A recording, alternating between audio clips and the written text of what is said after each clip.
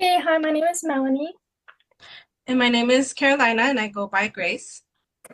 and for our story, for our fairy tale, we decided to choose The Three Little Pigs, but we renamed the story Lies of Sticks, Straws, and Bricks, The Wolf's Side. The reason why we chose this story was because the original story teaches a lesson about the value of hard work with future security, which is still important.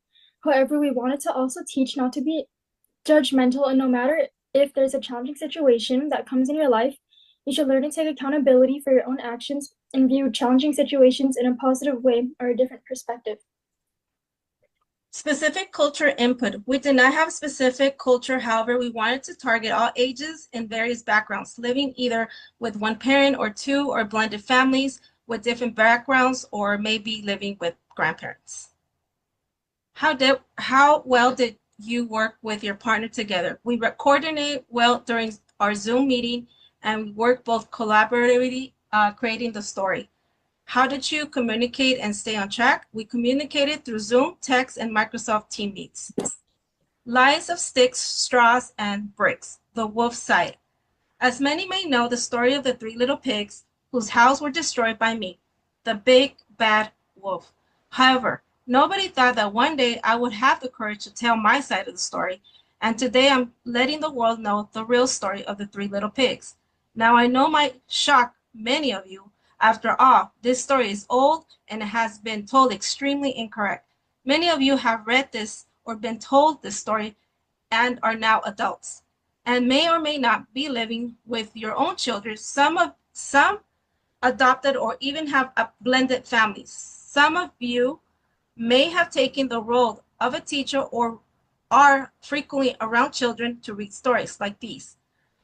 And because of that, I want to tell the story, the real story, my side. I know my looks may be intimidating because after all, I am big, tall, and furry with some large, sharp teeth, but I have a soft heart behind all of this fur. I go by Big W. The story goes like this. Once upon a time, there was a wolf who lived in a small town called Candy Lane. He spent most of the time gardening, reading books, collecting magazines for cooking. He was what you guys call now a foodie, one who enjoys eating. Big W worked as a critic undercover for restaurants, and because of that, he developed an interest in cooking. During the winter, Big W suffered from severe allergies, so during that time he would stay in, reading books and munching on some jelly candies that he bought every year after the October festival. During the month of October, all of the candy was sold for 50% off, so he would buy mountains of candy, enough to last him year round.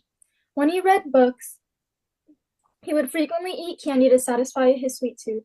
Knowing this, he would store candy in his socks, between books, in his car, and even inside his flower pots.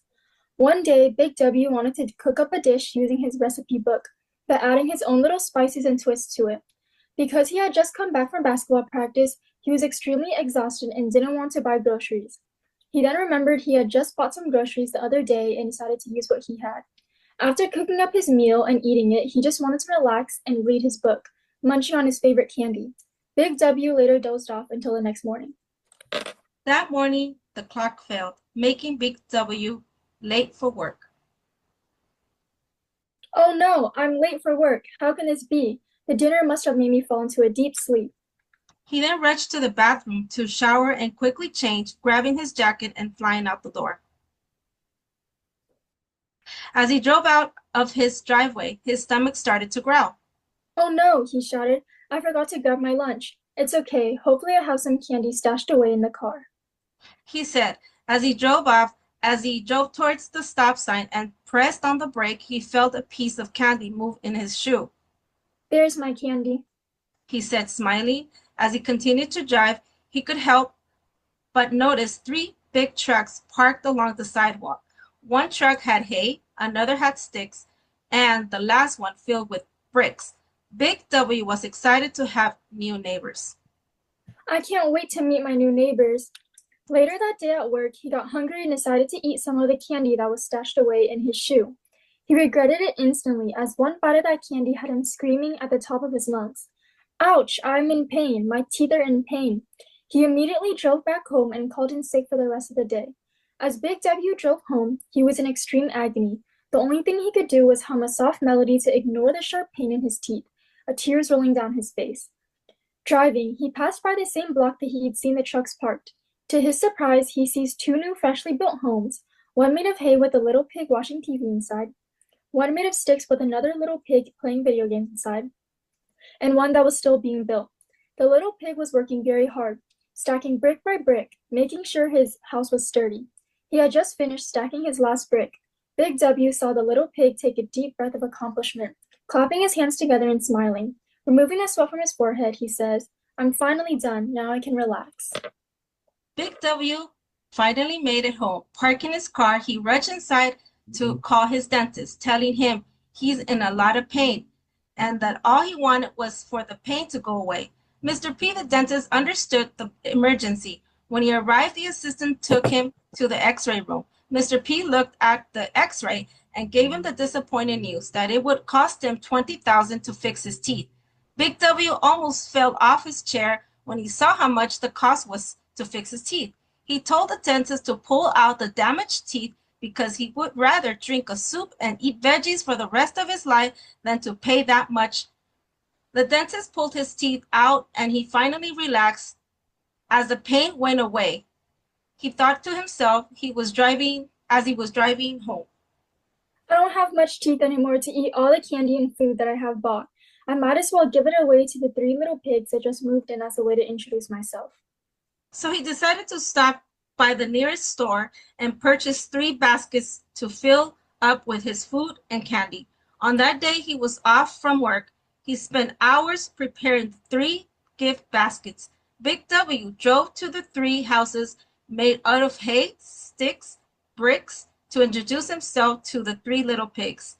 As he got out of the car, standing in front of the house made of hay, he remembered that he forgot to take his allergy pills, and it was an allergy season. Thinking it was fine, he went to drop off the first baskets. Before he could knock on the door, his allergies kicked in and he sneezed. But all the little pigs heard while inside the hay house was, "Puff, puff, ah!" and the little hay house went blowing down. The little pig was stuck under the hay house, but wasn't hurt. Big W felt very bad and was very scared. He went through the hay to try to find the little pig, but the pig saw him. He screamed, "Ah, don't eat me, please." The little pig got up and quickly ran to his brother's house that was made out of sticks. Big W did not want the little pig to get the wrong idea, so he chased after him, saying, "Hey, please don't run away. I have something for you." Running, the little pig was very fast and managed to get to the house of sticks way before Big W could. The pig went inside the house of sticks and told his brother, "Brother, a wolf is trying to eat us. He's coming. He blew my house down. Lock the doors." The 2 little pigs were hugging each other, crying, thinking they were about to get eaten. Big W was out of breath, as he should not be running when his allergies are bad. Holding the baskets of food and candy, he felt very sad that the little pig was running away from him. He just wanted friends. When he got to the house that was made out of sticks, he was very tired and out of breath. He exhaled super hard, but just with that one breath, he sneezed again. Achoo! The house of sticks came crashing down.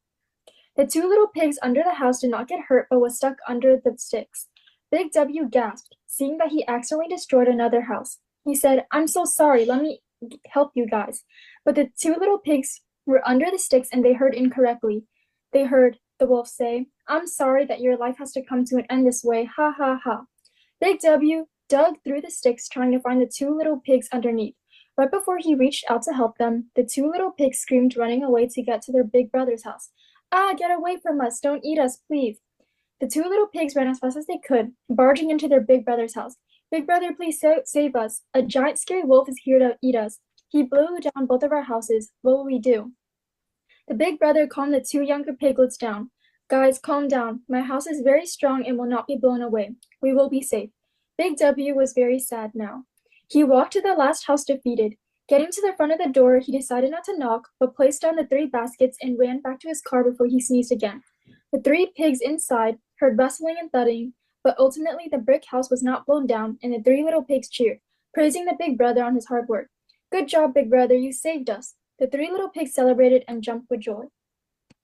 Big W drove back home and started his vegetarian diet and soup journey, drinking the soup and learning to accept things for how they are. He later bought new recipe books on how to cook variety of vegetarian meals and delicious soups. You see, although people may believe that I was hell, that I was a bad person based on how I look, I know in my heart that I am a good person with good intentions. And that, my friends, is the true story of the Three Little Pigs and how I, Big W, also known as a big bad wolf, was framed for something that I did not even do. Thanks. Thank you for listening. Thank you.